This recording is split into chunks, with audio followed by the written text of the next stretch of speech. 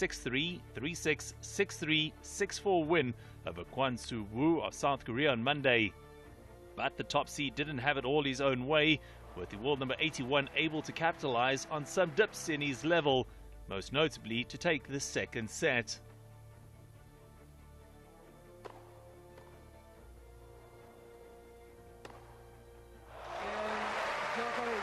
Djokovic is aiming to capture a fourth straight Wimbledon title, and this victory takes his current winning streak in SW19 to 22 matches. 6-3, 3-6, 6-3, 6-4.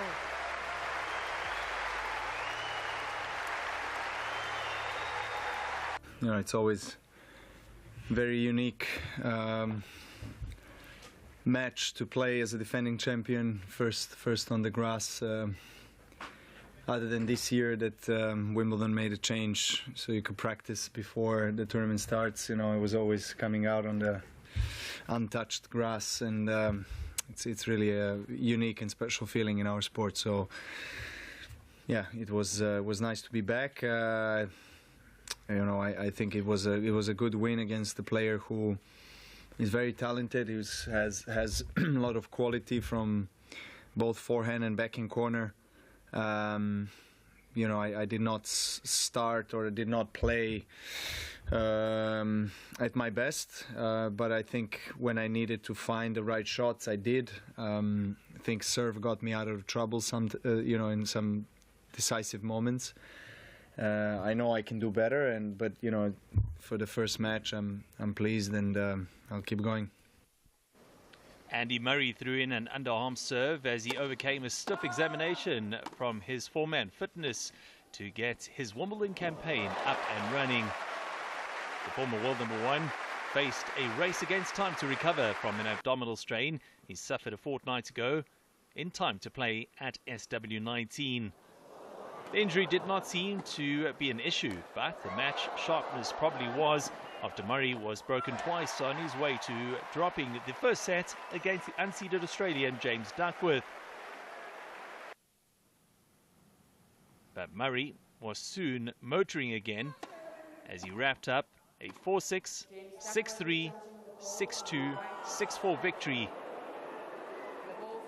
with a cheeky underarm serve, only the second of his career, thrown in for good measure.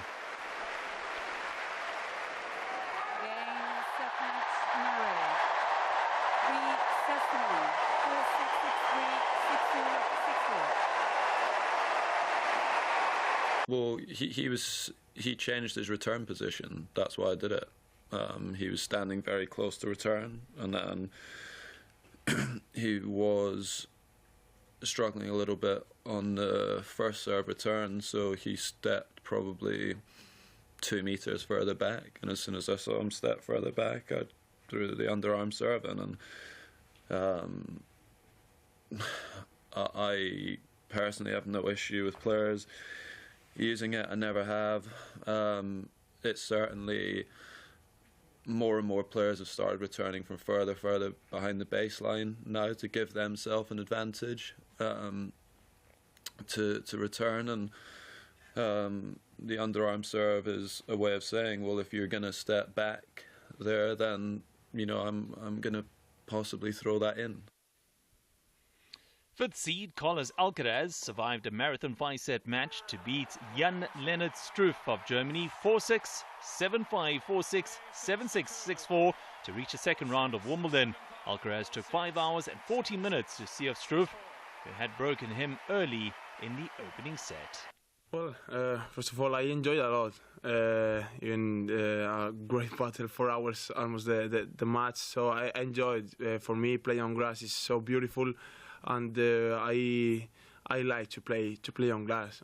So I would say my level on grass has to improve a little bit, but I'm happy with my level on grass today. But of course, I'm not an experienced player on grass, but I will improve. But my level is okay right now. 9 seed Cameron Norrie reached the second round with a 6-love, 7-6, 6-3 win over Spaniard Pablo Anjoa. Norrie, the current British men's #1, converted his 4th match points by whipping a backhand down the line and is aiming to reach the second week of a Grand Slam for the first time.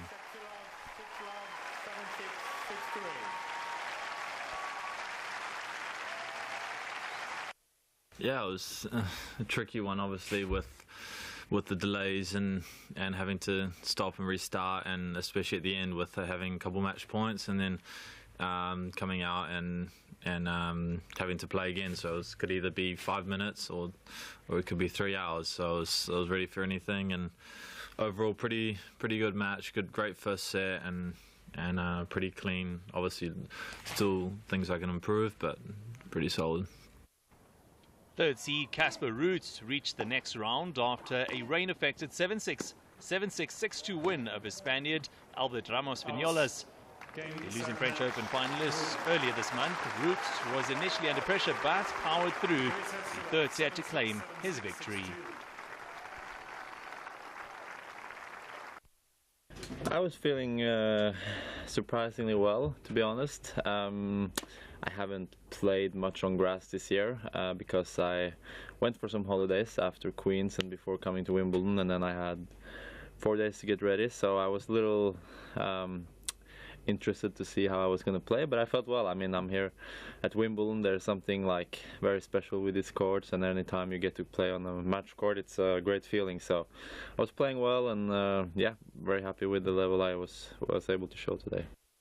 The biggest upset on the day came the way of 7 seed Herbert Hakash, who crashed out after losing his first round match to Alejandro Davidovich Fokina 7-6, 6-4, 5-7, 2-6, 7-6. The absorbing 5-set contest included 2 lengthy rain delays and plenty of swings of momentum before the Spaniard took the win in the tiebreak. 3 sets to 2-7-6, 6-4, 5-7, 2-6, 7-6.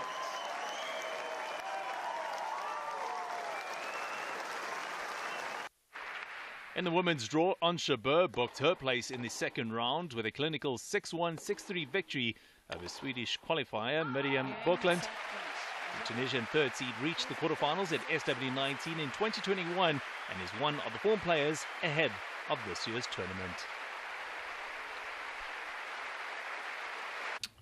Yeah, I think I had a lot of matches. I've worked hard a lot, and struggling a bit before with the confidence. Tennis is a tricky sport. You can lose every week, which is not fun. But the thing is, I wanted to be, and like I said before in the beginning of the season, I said I was like number 10 and 9. I said I belong in this ranking, and I don't feel I deserve the spot to be maybe 5 or 4. But now I feel like I deserve it even more. I feel like I even gained, and won matches to prove myself in this level. And yeah, I do feel more confident. I do feel like I deserve to be in this level, and hopefully next step will be number 1. Home favourites and 10 seed Emma Raducanu reached the next round with a 6-4, 6-4 victory over experienced Alison van Uitvank. Raducanu, the reigning US Open champion, overcame a nervy start but showed no sign of the injury that has plagued her since Roland Garros. She reached the 4th round at SW19 last season in the first ever Grand Slam.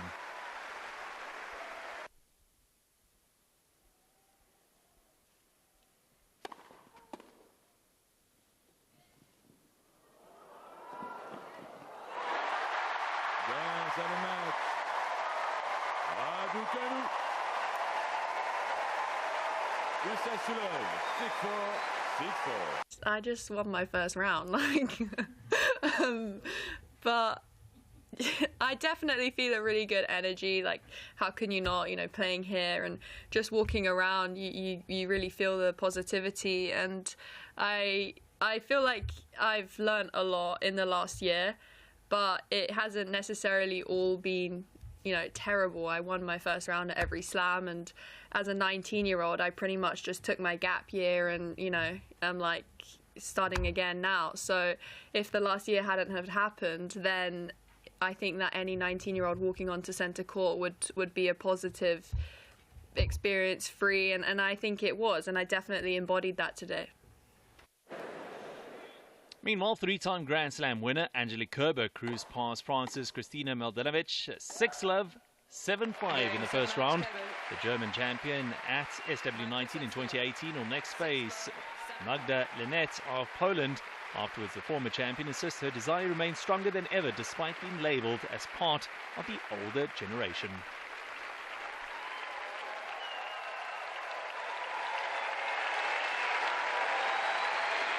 Yes, I know the Troll Radio very well, and I'm one of the older generation, but, I still feel the love for the sport. I practice well, I'm healthy, and this is always the most important thing. And, if you can still play good tennis and, being on top, it's always the motivation that gives me to practice and to perform good.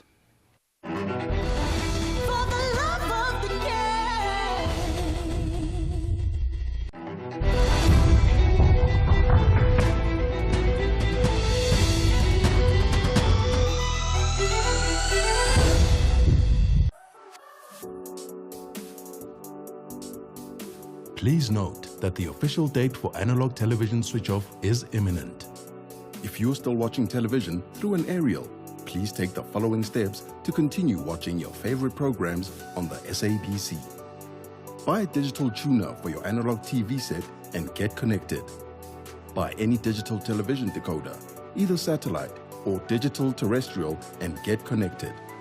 Buy a smart television and connect through an aerial. If you can't afford any of the above, please contact your nearest post office for more information on how to connect. For more information, please WhatsApp 0600 625 458 or call 0860 736 832.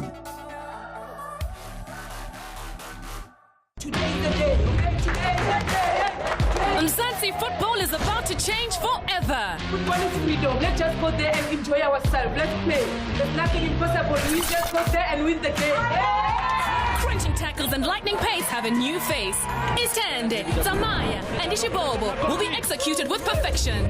Tactics will come alive with excellence and precision, just by the players you're yet to meet. Our names will be known from KwaZulu to the Free State. Our names will be praised from the Table Mountain to the hills of Venda. Because this time around, we, the women of Mzansi, take to the field. We're taking Idiski to new heights. Our home is football, and we love it here. Double save! A double save! Catch all the action of the Hollywood Bets Super League live on SABC 1, S3, DTT, and also available on Telkom 1. SABC Sport is the home of football.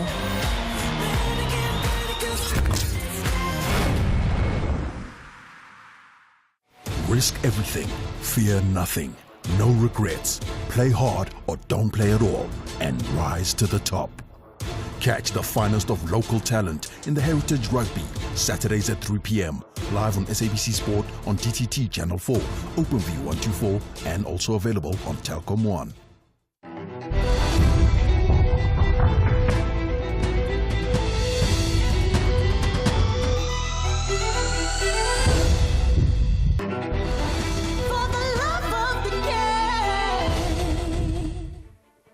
Los Angeles FC have confirmed the signing of Gareth Bale on a 12-month contract with options through to 2024. Wales captain Bale, whose contract at Real Madrid expires in the next few days, announced his move to the Major League Soccer side on Saturday. The Californian club confirmed the news via their official website and said the Welsh international skipper will occupy an international roster slot upon the receipt of his P1 visa and international transfer certificates. The 32-year-old has been penciled in for potential debut against city rivals LA Galaxy on July the 8th.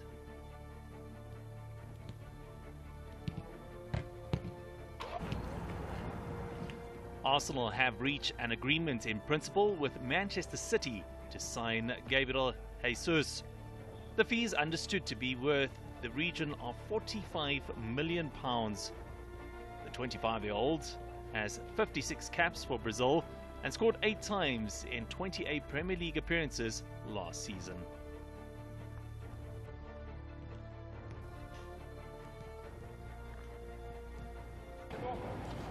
Former Chelsea goalkeeper Petr Cech will leave his role as technical and performance advisor at the Premier League club this week.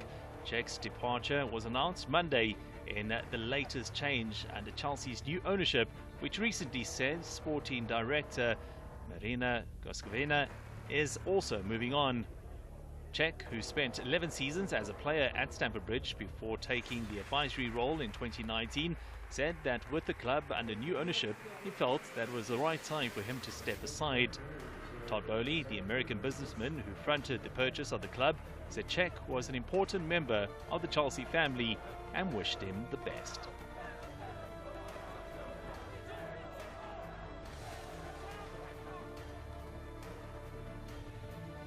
The West Indies wasted no time on a day when more than 5 hours were lost to the elements to complete a 10-wicket victory over Bangladesh on the 4th day of the second and final test in St. Lucia on Monday.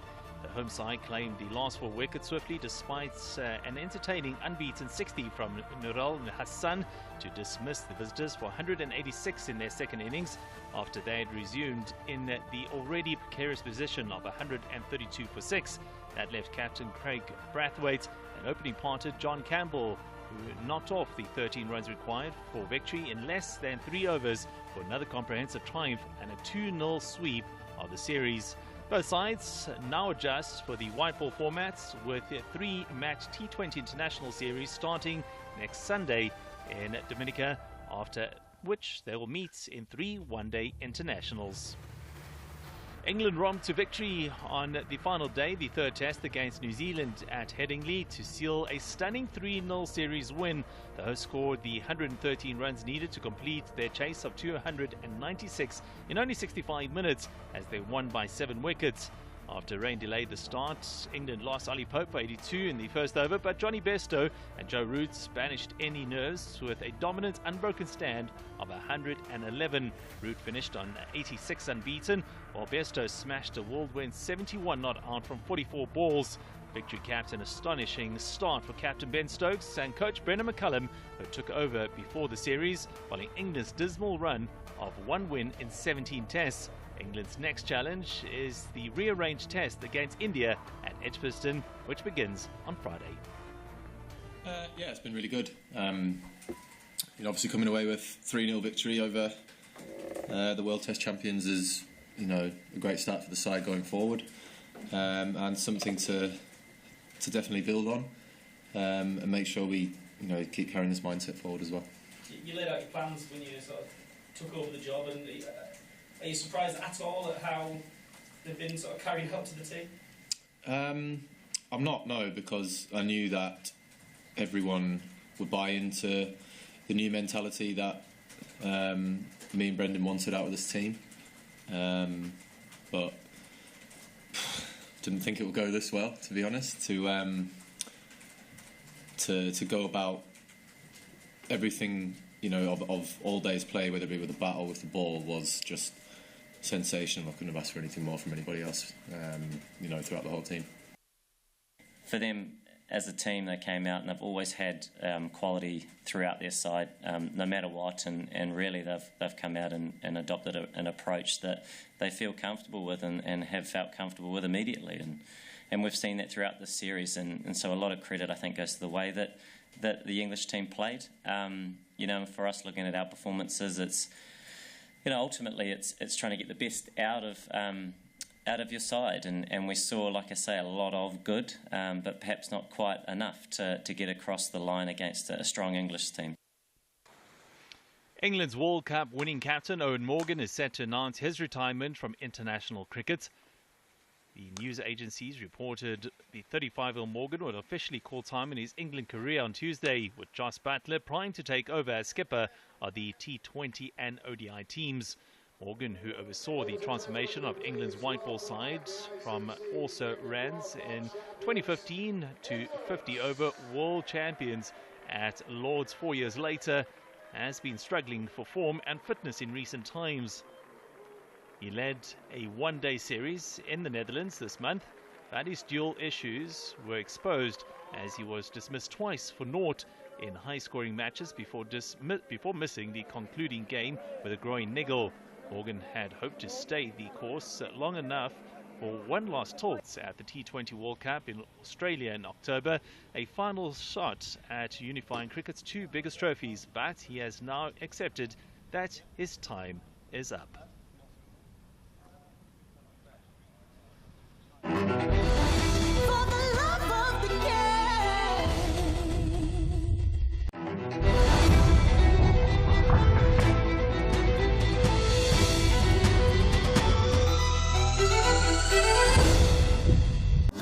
They say you are what you consume, and too much of anything can be deadly. The GP actually just diagnosed me wrong for all the years. You should have known that you should have checked my kidneys. Heart failure, diabetes, hypertension and stress. So waiting will not be a good idea. That's why we're going to do the surgery this week, because he's essentially a bit of a time bomb. We uncover the killers in our midst. Sundays at 2:30. 50/50 is back on air this Monday. In our first episode of the season, we look into cannabis as a possible solution to South Africa's housing crisis. We meet a scientist stirring up the field of geology while getting young people excited about the Earth's origins. And we discover the world of sea turtles. Don't miss 50/50 this Monday night at 7 p.m. only on SABC2.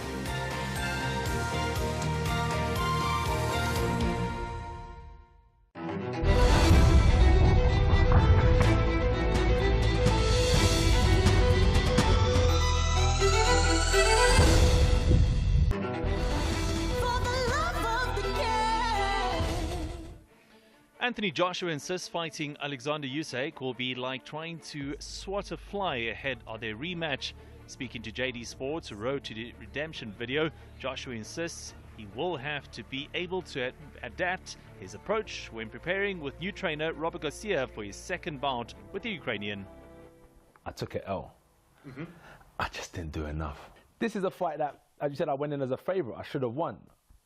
I'm very capable of winning it. However, I went against someone who wanted what I have, what we spoke about earlier, someone who wanted what I have, and I just didn't push the gas enough to make sure that I took them belts with me. Now, I love Robert Garcia. I like what he's able to do for fighters. At least on the surface, looks like he's going to get you to go in there with a game plan that is going to be to your strength. We might have to box. That's what he said. It depends what Usyk brings as well. It's like trying to swat a fly. You know, I could go in there, because I'm the bigger man, I'm going to go in there and just swat this fly and it's going to die. But ultimately, you know how difficult it is to swat a fly that moves around a lot and how energy draining that is. Like, I just can't now come in and start boxing like Mike Tyson. It's just not me. You've got to be the best you. I've got to be the best me. The three-time world champion takes a Usyk in Saudi Arabia on August the 20th with the WBO, WBA and IBF heavyweight titles on the line. The Springboks will be without one of their big names when they come up against Wales in Pretoria on Saturday. Springbok assistant coach Deon Davids revealed that star loose forward Peter Steph-Toy is unavailable as he's still recovering from shoulder surgery. The 2019 World Rugby Player of the Year is still recovering from that surgery and is expected to be back for the second and third tests in Bloemfontein and Cape Town. The 29-year-old also missed most of last year's international season due to the injury he suffered during the British and Irish Lions series. It is a second back row blow for the Springboks, with number 8 Dwayne Vermeulen already missing.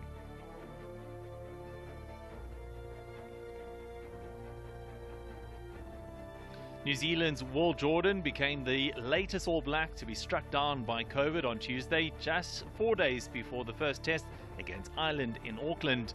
Crusaders wing Jordan joined centres David Havili and Jack Goodyear, head coach Ian Foster, and assistant coaches John Plumtree and Scott McLeod have all tested positive this week. Fly half Richie Moanga has a stomach virus but is expected to be available off the bench at Eden Park on Saturday, with Beauden Barrett starting in the number 10 jersey. Jordan had been expected to start on the right wing, with Geordie Barrett, who is also said to be nursing a minor injury at fullback. Kyrie Irving has decided to exercise his $36.9 million option for the coming season and will remain under contract with the Brooklyn Nets, as according to two people close to him that said this on Monday. While the Nets have not confirmed the decision publicly, the 7-time All-Star averaged 27.4 points and 5.8 assists this past season for the Nets, with whom he had spent the last 3 seasons. He's about to enter the final season in a 4-year contract worth $137 million with the Brooklyn Nets. Irving had until Wednesday to inform the Nets of his opt-in decision. John Wall and Houston Rockets has reportedly agreed that his contracts will be bought out, a move that will free him to sign with any other team of his choosing. Wall's preference will be to sign with the Los Angeles Clippers, but the 5-time All-Star guard has not announced his intentions publicly.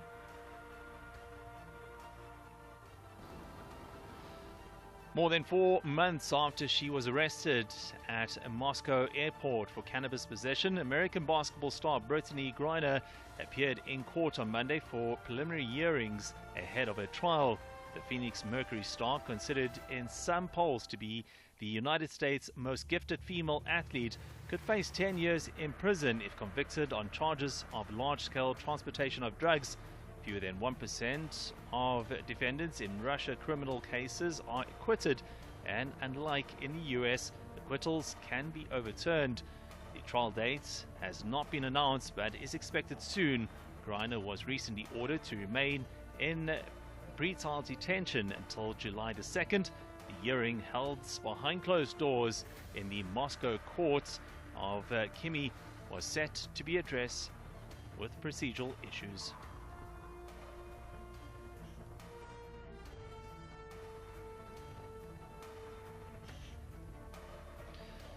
The excitement was clear in Tivoli Gardens on Monday, a few days before the Tour de France Grand Depart on Friday in Copenhagen. Overnight, a model of the Eiffel Tower was erected in the gardens as a salute to Paris, where the race will end on July the 24th. As race director Christian Prudhomme explained, the city will be the most northern ever to host the race start. Very far from France, because it's really very far from France, and it's the most northern Grand Depart ever. But I think Denmark deserves it. Why?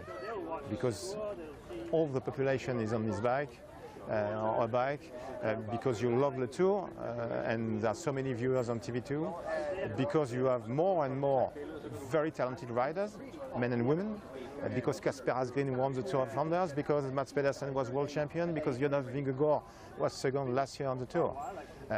And all these things made, we are here now, and I'm very happy and very proud. Celebrations in Denmark are everywhere, with both people and cities decorating buildings and putting up tributes in race jersey colors. The mayor of Copenhagen, Sophie Hæstorp Andersen, hopes that the city can inspire people to take up cycling to help with both health and the environment.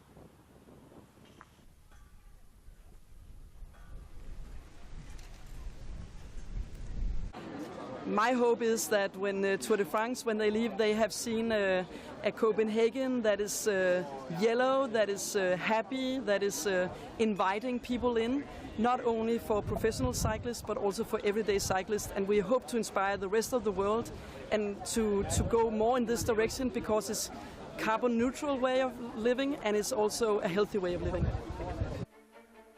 Well, catch sport at 10 every Wednesday evening. It's live on SABC Sport Channel, Channel 4, OpenView, Channel 124, and SABC 1, as well as on Telkom 1. For the love of the game.